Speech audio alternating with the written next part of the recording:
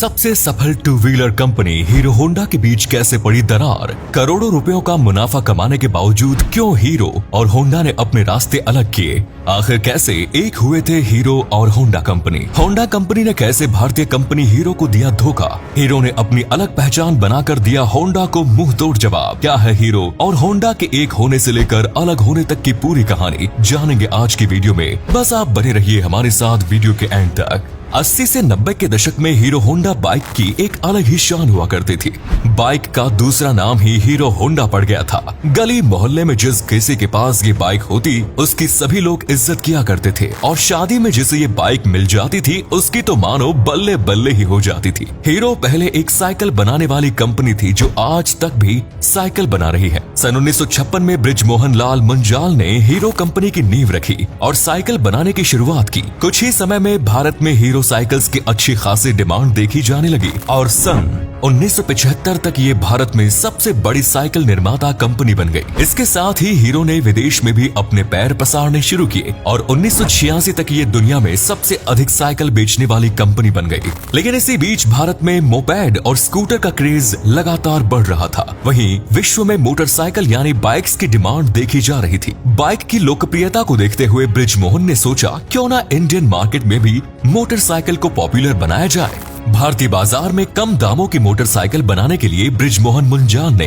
कमर कसी, लेकिन हीरो के पास उस समय इंजन बनाने की टेक्नोलॉजी उपलब्ध नहीं थी और इसीलिए हीरो किसी विदेशी कंपनी से टाई अप करना चाहती थी। इसके लिए हीरो ने पहले फ्रेंच कंपनी प्यूगियोट से बात करने की कोशिश की, लेकिन यहाँ पर बात नहीं बन पाई। इसके बाद हीरो ने पार्टनरशिप के लिए जापानी कंपनी होंडा के पास प्रस्ताव भेजा। होंडा 1980 के दशक तक एक लोकप्रिय मोटर व्हीकल कंपनी बन चुकी थी और वो भारत में किसी तरह एंट्री करने के रास्ते तलाश कर रही थी। जब हीरो ने होंडा के पास प्रस्ताव भेजा तो होंडा को वो काफी पसंद आया और भारत में एंट्री करने का इससे अच्छा मौका होंडा को नहीं मिल सकता था। होंडा कंपनी की स्थापना दूसरे विश्व युद्ध के बाद सन 1948 में सोइकिरो द्वारा की गई थी, क्योंकि दूसरे विश्व युद्ध में जापान को काफी नुकसान हुआ और जापान के लोग गाड़ी अफोर्ड नहीं कर सकते थे। इसीलिए ट्रांसपोर्ट के सस्ते साधन उपलब्ध कराने के लिए होंडा ने टू व्हीलर्स बनाने शुरू किए।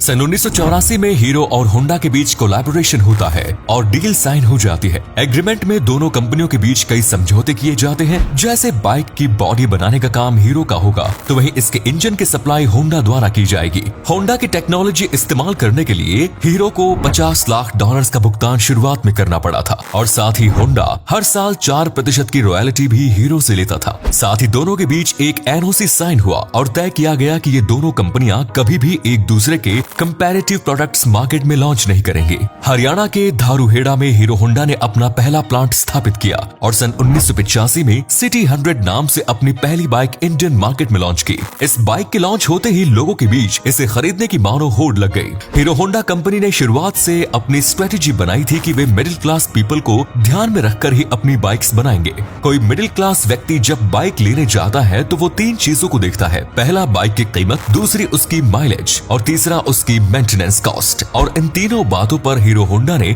बारीकी से ध्यान दिया।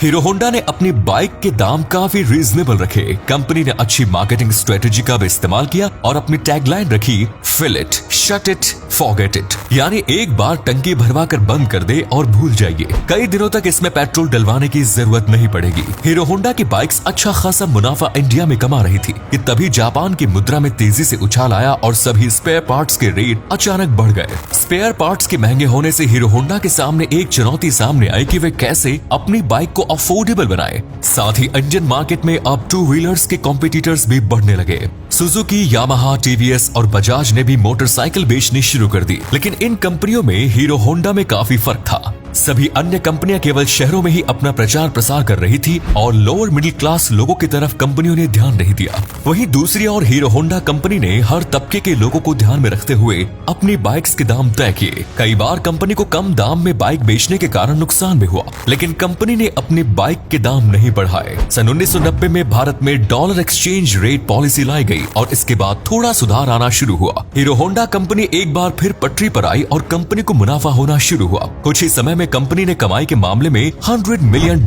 का आंकड़ा पार कर लिया। लेकिन इसके साथ ही कंपनी के मैनेजमेंट में दिक्कतें आनी शुरू हो गई। वैसे तो हीरो और होंडा की स्थापना के बाद से ही दोनों के बीच अनबन शुरू हो गई थी, लेकिन क्योंकि दोनों का अच्छा फायदा हो रहा था, इसीलिए पार्टनरशिप जारी रही। होंडा कंपनी अमेरिका और रूस जैसे देशों में अपनी बाइक्स की बिक्री कर रहा था, लेकिन जब हीरो ने कहा कि हीरो होंडा की बाइक्स भी वहां बेची जाएं, तो इस पर होंडा ने साफ इनकार कर दिया। हीरो होंडा केवल नेपाल, भूटान, श्रीलंका और बांग्लादेश जैसे देशों में ही अपनी बाइक बेच पा रहे थे। वहीं होंडा पूरी दुनिया की मार्केट कैप्चर कर खूब मुनाफा कमा रही थी।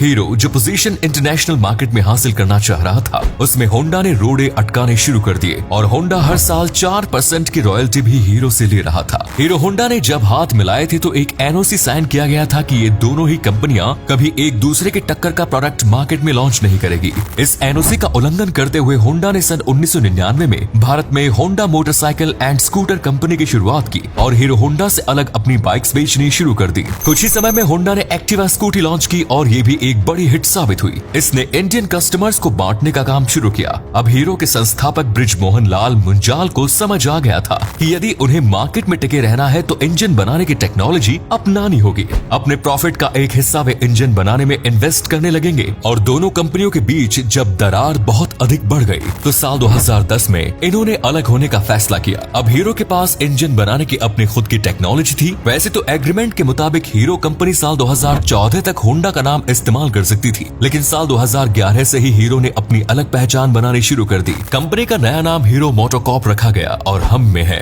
हीरो नई टैगलाइन चुनी गई। हीरो होंडा कंपनी में हीरो और होंडा के 26% शेयर्स थे और 48% हिस्सा शेयर होल्डर्स का था। होंडा के सभी शेयर्स हीरो ने 1.3 अरब डॉलर्स में खरीद लिए। होंडा से अलग होने के बाद कुछ एक्सपर्ट्स ने कहा था कि हीरो ज्यादा समय तक मार्केट में सरवाइव नहीं कर पाएगा। होंडा के बिना हीरो को कोई नहीं पूछेगा, लेकिन हीरो ने सभी आलोचकों को करारा जवाब दिया। हीरो मोटोकॉर्प ने अपनी बाइक्स को पहले से भी ज्यादा बेहतर बनाना शुरू किया। स्प्लेंडर जैसी कम रेंज की बाइक में भी सेल्फ स्टार्ट का ऑप्शन दिया गया। बाइक्स के मॉडल को और अट्रैक्टिव लुक दिया जाने लगा। आज हीरो स्प्लेंडर न सिर्फ इंडिया में बल्कि पूरी दुनिया में सबसे ज्यादा बिकने वाली बाइक्स है। हीरो मोटोकॉर्प भारत के अलावा दुनिया के लगभग 37 देशों में अपनी बाइक्स बेच रहा है और साल 2021 के आंकड़ों के मुताबिक इस कंपनी की नेटवर्थ $7.5 बिलियन से भी अधिक है। वर्तमान समय में पवन मुंजाल इस कंपनी के सीईओ का पदभार संभाल रहे हैं। तो दोस्तों, ये थी हीरो और होंडा की पूरी कहानी। उम्मीद करते हैं आपको ये वीडियो पसंद आई होगी। आपको हीरो और होंडा में से कौन सी कंपनी की बाइक ज्यादा पसंद है, कमेंट्स में जरूर बताएं। धन्यवाद।